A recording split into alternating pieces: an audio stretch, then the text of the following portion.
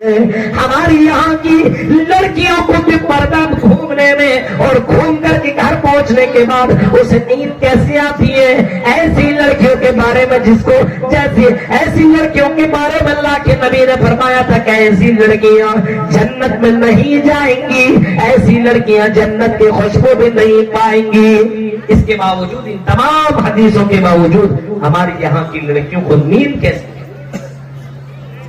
اس لڑکی کو دیکھو، غلطی کی، احساس ہوا اور پہنچی جناب محمد رسول اللہ صلی اللہ علیہ وسلم کے دربار میں، اور پہنچنے کے بعد اللہ کے نبی سے کہتی یا رسول اللہ مجھے پاک کر دیجئے۔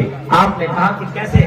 مان لو تم نے یہ غلط کام کیا ہے، کیسی اس بات کو میں مان سکتا ہوں تم نے یہ غلط کام کیا ہے؟ اس نے کہا کہ اللہ کے نبی آپ کو ماننا پڑے گا، کیونکہ اس کام کرنے کی وجہ سے میرے پیٹ کے اندر ایک بچے نے جنم لے لیا ہے، میں حاملہ ہو چکی ہوں۔ اے اللہ کے رسول، حمل ٹھہر گیا ہے، مجھے معلوم ہے کہ میں نے غلط کام کیا۔ اللہ کے رسول، اگر آپ نے سزا نہیں دی تو میں اس جہنم کی آگ کو کیسے برداشت کروں گی؟ یہ دنیا کی آگ جب برداشت نہیں کر پاتی ہوں تو مرنے کے بعد جہنم کی آگ کو میں کیسے برداشت کروں گی؟ اللہ کے نبی نے کہا تمہیں تو پاک کیا جائے گا میری بہن، ٹھیک ہے تم نے غلط کیا ہے، ہاں تمہیں پاک کیا جائے گا، لیکن تیرے پیٹ کے اندر جو بچہ ہے، جو حمل ٹھہرا ہوا ہے، اس بچے کا کیا قصور ہے؟ اس کو میں کیوں کر سزا دوں؟ تمہیں معلوم ہے زنا کرنے والے کو کیا سزا ملتی ہے؟ جب وہ جواب دیتی ہے اللہ کے رسول مجھے معلوم ہے، اس کو زمین میں گاڑ کر کے مار دیا جاتا ہے، پتھروں سے مار کر کے ہلاک کر دیا جاتا ہے۔ معلوم ہے؟ ہاں معلوم ہے، مجھے معلوم مرنا ہے، آج نہیں تو کل موت آئے گی، لیکن اے اللہ کے رسول میں میرے دل کے اندر یہ خیال نہیں آتا کہ میں ایسے ہی مر جاؤں، بلکہ میرے دل میں خیال آتا ہے کہ اگر میں ایسے ہی مر گئی تو مجھے اللہ کے پاس جاؤں گی تو میں اللہ کے پاس کیا جواب دوں گی؟ اس وجہ سے اللہ کے رسول میں بے چین ہو چکے ہوں، مجھے آپ پاک کر دیجیے۔ آپ نے فرمایا جب تم بچے کو جنم دے لو پھر میرے پاس تم آنا، پھر میں تمہارے اوپر وہی قانون نافذ کروں گا جو قانون زنا کرنے والے کے اوپر نافذ کیا جاتا ہے۔ وہ لڑکی گئی اور جب اس نے بچے کو جنم دے لیا، وہ عورت، وہ لڑکی پھر آئی اللہ کے رسول کے پاس بچے کو لے کر کے، اللہ کے رسول اس بچے کو میں جنم دیتی ہے، اللہ کے رسول اب پاک کر دیجیے۔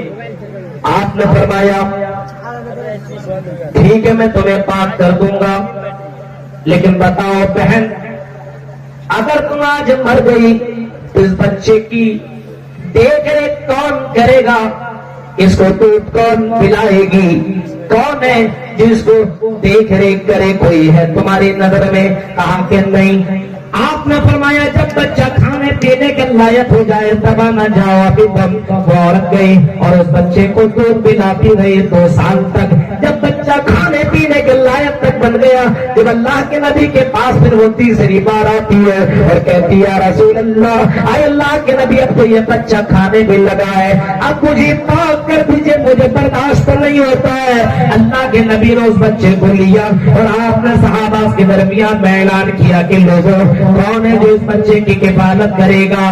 کون ہے جو اس بچے کی دیکھ ریکھ کرے گا؟ اور آپ نے ایسے موقع پہ فرمایا تھا انا وکافل الیتیم کہاتین فی الجنہ، انا وکافل الیتیم کہاتین فی الجنہ، جو یتیموں کی کفالت کرتا ہو، جو یتیموں کی دیکھ ریکھ کرتا ہو، میرے ساتھ جنت میں ایسے ہوگا۔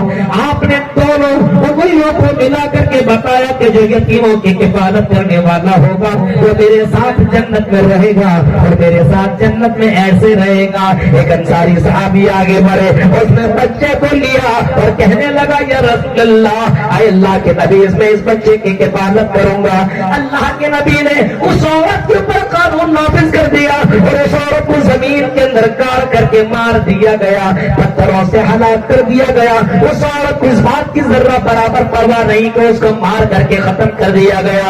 اس کو اس بات کی خوشی تھی کہ مجھے دنیا کے اندر قانون، مجھے دنیا کے اندر سزا مل گئی، میں جہنم کی سزا سے بچ گئی ہوں. میرے پیارے ساتھیوں، غور کرو، تصور کرو، پہلے کے زمانے میں اگر کوئی غلط کام کر لیا کرتا تھا یا کر لیا کرتی تھی تو اپنی زندگی میں اتنا زیادہ وہ افسوس کیا کرتی تھی، اتنا زیادہ وہ شرمندہ ہوا کرتے تھے کہ دوبارہ وہ کام کرنے کی ضرورت نہیں کیا کرتی تھی. ادھر کے علاقے میں اور اکثر جگہوں پہ میں نے جلسوں میں دیکھا ہے کہ آج کل ہمارے یہاں جلسوں میں لڑکے اور لڑکیاں پہنچتے تو ہیں لیکن جلسہ کم سنتے ہیں اور جلسہ دیکھنے زیادہ آتے ہیں. جلسہ زیادہ دیکھنے آتے ہیں. اس جلسے میں سب سے خوبصورت کون آئی ہے، کیسا پہنی ہے، کہاں کی ہے، پیچھا کرو نمبر کو. یہی سب حالات ہیں جلسوں کے میرے بھائیوں. افسوس کی بات ہے والذی بعث فی الامیین رسولا منھم یتلو علیہم آیاتہ ویزکیہم. ہم نے ایسا نبی بھیجا، ایسا رسول بھیجا تو تمہیں برائیوں سے پاک کیا کرتے ہیں، جو تمہیں غلط چیزوں سے پاک صاف کرتے ہیں. عرب کی سرزمین کے اندر یہ توحید کی کمی تھی، شرک کا بول بالا تھا. اللہ کو چھوڑ کر کے غیروں کی عبادت کیا کرتے تھے. جو اللہ کی نظر میں سب سے بڑا پاپ اسی کو مانا گیا ہے جو اللہ کو چھوڑ کر کے غیروں کی عبادت کرے. یہ سب سے بڑا پاپ مانا گیا ہے. اللہ کے نبی سے کسی نے پوچھا تھا جو ذنب اعظم عند اللہ، اللہ کے نبی یہ بتائیے کہ اللہ کی نظر میں سب سے بڑا گناہ کیا، یہ بتائیے اللہ کی نظر میں سب سے بڑا پاپ کون سا ہے؟ اے اللہ کے رسول یہ بتا دیجئے. اللہ کے نبی نے جواب دیا تھا، وہ یہی جواب تھا تجعل للہ ندا وہو خلقک. سب سے بڑا پاپ یہ کہ اللہ کو چھوڑ کر کے غیروں کی عبادت کی جائے، اللہ کو چھوڑ کر کے غیروں کے سامنے سجدہ کیا جائے، اللہ کو چھوڑ کر کے غیروں پر توکل اور بھروسہ کیا جائے، اللہ کو چھوڑ کر کے غیروں کے سامنے سجدہ کیا جائے، غیروں سے مانگا جائے، غیروں پر بھروسہ ہو. میرے بھائیو، آج مسلمانوں کا بھروسہ غیروں کے اوپر ہو گیا. آج روزی روٹی کے چکر میں لوگوں نے رزاق کو چھوڑ بیٹھا ہے. فجر کی نماز جائے لیکن دکانداری نہ جائے، عصر کی نماز جائے لیکن دکانداری نہ جائے. میرے بھائیوں، ظہر کی نماز جائے لیکن کھیتی باڑی نہ جائے. آج ہم نے روزی روٹی کے اوپر توکل کر لیا ہے، اللہ کی ذات کے اوپر بھروسہ نہیں کیا ہے، اللہ کی ذات کے اوپر توکل نہیں کیا ہے. جو تمام لوگوں کا مالک رزاق ہے، جو سب کو روزی روٹی دینے والا ہے، اللہ کی ذات کے اوپر بھروسہ کرو، توکل کرو. میرے بھائیو، اللہ کے اوپر یقین رکھو. یہ سب سے بڑی عبادت ہے توحید. اس کو اپنی زندگی کے اندر قائم رکھو. شرک کے اوپر زندہ مت رہو. آج مسلمانوں کے اندر شرک نے جنم لے لیا ہے، اللہ کی ذات کے اوپر بھروسہ نہیں ہے. اسی وجہ سے ہمارے سماج کے اندر بہت ساری برائیوں نے جنم لے لیا، بہت سی.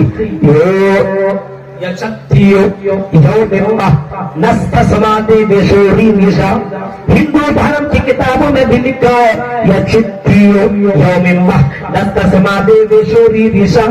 لوگوں اسی سے مانگو، اسی ایک اللہ سے مانگو، اسی ایک بھگوان سے مانگو، وہی دینے والا، اس کے علاوہ کوئی کچھ بھی نہیں دے سکتا.